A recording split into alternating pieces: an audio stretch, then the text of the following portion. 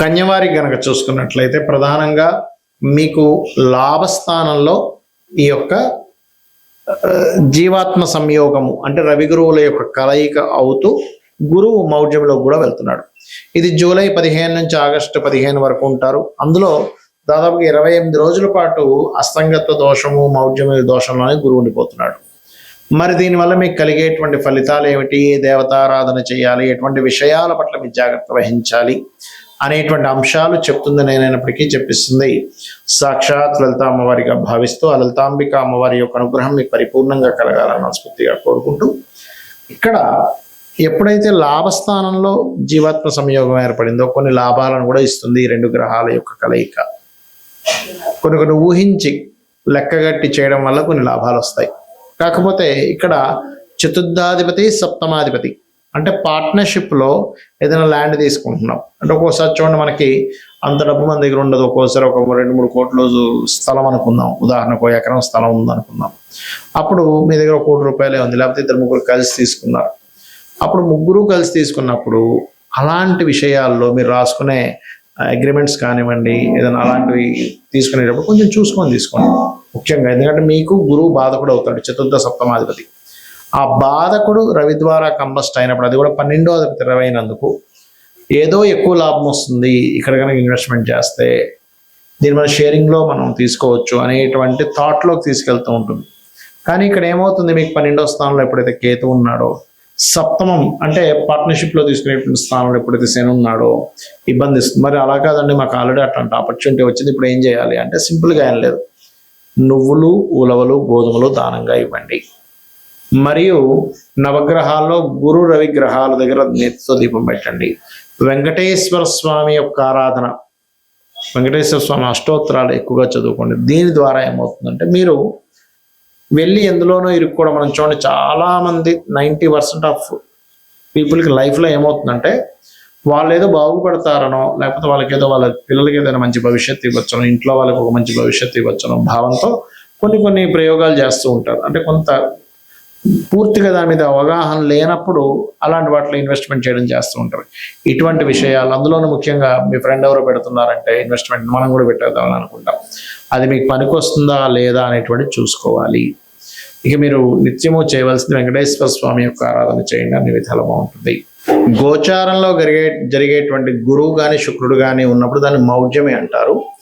మన జన్మజాతకంలో ఏదైనా ఒక గ్రహం గనక సూర్యుడికి దగ్గర డిగ్రీల్లో, అంటే మౌఢ్యమి కానీ ఇవన్నీ ఎందుకు వస్తాయంటే 8 డిగ్రీల లోపల కనుక ఉన్నట్లయితే, 8 నుంచి లోపల ఉన్నట్లయితే దాన్ని మౌఢ్యమి అస్తంగత్వ దోషము అంటారు పర్సనల్ చార్ట్లో.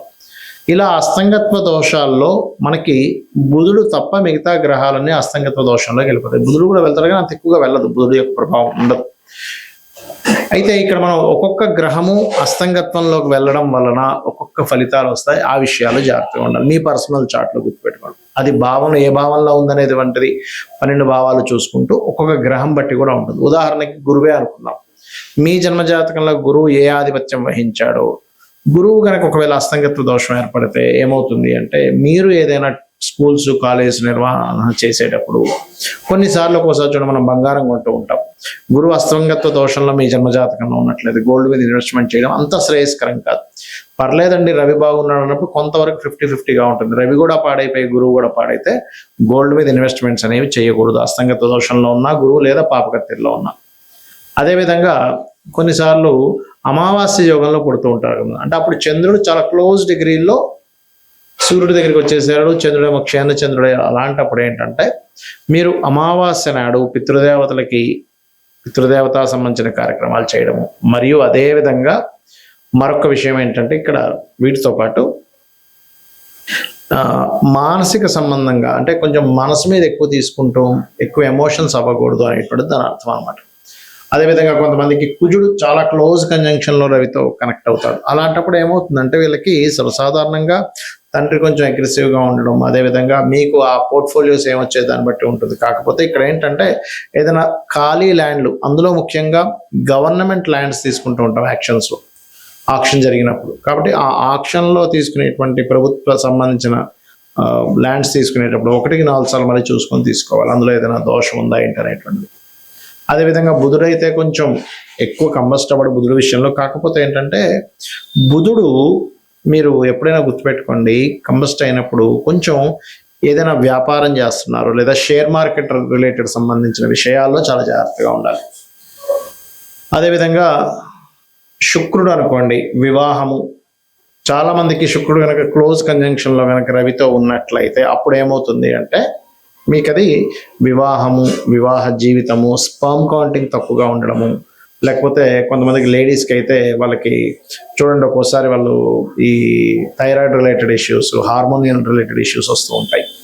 శని కనుక అయినట్లయితే సహజంగా చెప్పాలంటే శని రవుల కలయిక ఈజ్ సమ్ టైమ్స్ కొంచెం గట్టిగా ప్రయత్నం చేస్తే గవర్నమెంట్ జాబ్ వస్తుంది. కాకపోతే తల్లిదండ్రులు అంటే తండ్రితో కొంత తెలియని విభేదాలు రావడము, కొంచెం జాబ్లో ఒక్కొక్కసారి చూడండి మనం చూస్తూ ఉంటాం, పలానా జాబ్ దగ్గరికి వెళ్ళామండి అక్కడ స్ట్రక్ అయిపోయానంటూ ఉంటాం. అయితే ఇక్కడ ఏంటి, శనితో పాటు అది దశమాధిపత్యం కూడా వస్తే ఇంకా ఎక్కువ వస్తుంది దాని ప్రభావం.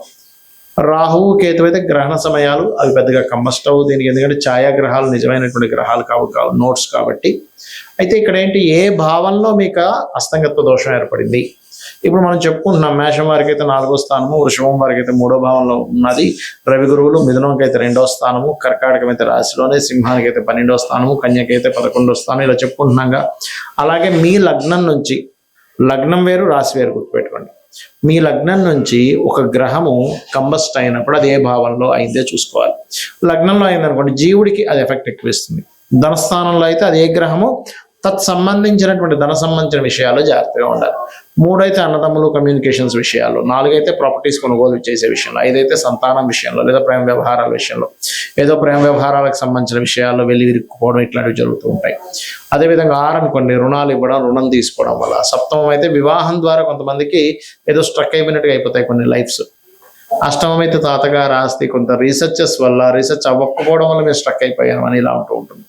9వ స్థానం అయితేనేమో తండ్రి స్ట్రక్ అయిపోవడము, అంటే తండ్రి అతని లైఫ్లో చాలా విషయాలు స్ట్రక్ అయిపోయినట్టుగా మనం తీసుకోవాలి. అదేవిధంగా హైయర్ ఎడ్యుకేషన్ బ్యాక్లాగ్స్ ఉండిపోవడం, ముందుకు కదలకపోవడం, ఏదో కారణాల వల్ల ఇబ్బంది వస్తూ ఉంటుంది. 10వ స్థానం అయ్యి అందులో ముఖ్యంగా శని అయితే వీళ్ళు ఉద్యోగం చేసే విషయంలో ముందుకు వెళ్ళలేకపోతుంటారు. అప్పుడు వ్యాపార యోగం ఏమైనా ఉందేమో చూసుకోవాలి. లాభం అయితే వ్యాపార స్థానాలు, ఏదైనా ఒక లాభం ఆశిస్తున్నాము, ఎక్స్పెక్టేషన్ చేస్తున్నాము, అప్పుడు ఇబ్బంది వస్తుంది. 12వ స్థానం అయితే ఇన్వెస్ట్మెంట్ చేసేటప్పుడు పర్టికులర్గా ఆ మహాదశలు అంతర్దశలు, ఇప్పుడు ఎగ్జాంపుల్ ఒక గ్రహం ఏదైనా కంబస్ట్ అయింది అంటే అస్తంగత్వ దోషంలోకి వెళ్ళిపోయింది, దాన్ని గోచారంలో మౌఢ్యమి అనే పదంతో వాడతాం. ఇప్పుడు ఆ అస్తంగత్వం దోషంలోకి వెళ్ళిపోయినటువంటి ఆ యొక్క గ్రహం ఏదైతే ఉందో అది పర్టికులర్గా మీకు ఏ భావ సంబంధంగా ఉందో చూసుకోవాలి. ఇప్పుడు 12వ భావ సంబంధంగా ఉందనుకోండి, అప్పుడు ఇన్వెస్ట్మెంట్స్ ఆ పర్టికులర్ మహాదశ అంతర్దశలో పనికిరావు, గుర్తుపెట్టుకోండి. ఇది గోచార పరంగా కొంత పని చేస్తుంటుంది, దీని పరంగా పనిచేస్తుంది. అంటే ఎలా అంటే ఇప్పుడు చిన్న ఎగ్జాంపుల్ చెప్తాను నేను మీకు. మీరు ఒక ప్రాంతం నుంచి మరొక ప్రాంతానికి వెళ్ళాలి, దానికి ఒక 3-4 వేస్ ఉన్నాయి వెళ్ళడానికి, 3-4 త్రోవలు ఉన్నాయి. కానీ మీరు వెళ్ళే త్రోవ మీకు ముందుగానే ఏమంటే అక్కడంతా వర్క్ నడుస్తుంది, రోడ్ అంతా క్లోజ్ ఉందని ఒక 2-3 కిలోమీటర్ల ముందే తెలిసింది అనుకోండి, మీరు ఏం చేస్తారు, అమ్మ అటు వెళ్తే కష్టమైతే అయితే ఇంకో రూట్లోంచి వెళ్ళిపోతారు. ఎలాగైతే మీరు వెళ్ళేటువంటి జర్నీలో కార్లోనో బైక్ మీద వెళ్ళేటప్పుడు ముందుగా తెలిసి అంత దూరం వెళ్ళి అయ్యో బ్లాకేజ్ ఉందా అని వెనక్కి వచ్చి మళ్ళీ ఇంకో రూట్లో వెళ్ళడానికి ఎలా అయితే మీకు పెట్రోలు, మనీ, శ్రమ సేవ్ అవుతాయి, ఇది ముందుగా తెలుస్తాయి. అలాగే జ్యోతిష్ శాస్త్రంలో కూడా మీకు పలానా మహాదశ అంతర్దశ వస్తుంది, ఇది ఇక్కడ కంబస్ట్ అయ్యి ఉంది, లేకపోతే ఈ గ్రహం ఇలా ఉంది, కాబట్టి మీరు ఈ విషయంలో జాగ్రత్త తీసుకోండి, ఖచ్చితంగా బాగుంటుందని చెప్పేదే జ్యోతిష్ శాస్త్రం. కాబట్టి ఈ విషయాల్లో జాగ్రత్తలు తీసుకోండి, అన్ని విధాలా బాగుంటుంది. శ్రీమాత్రే నమః.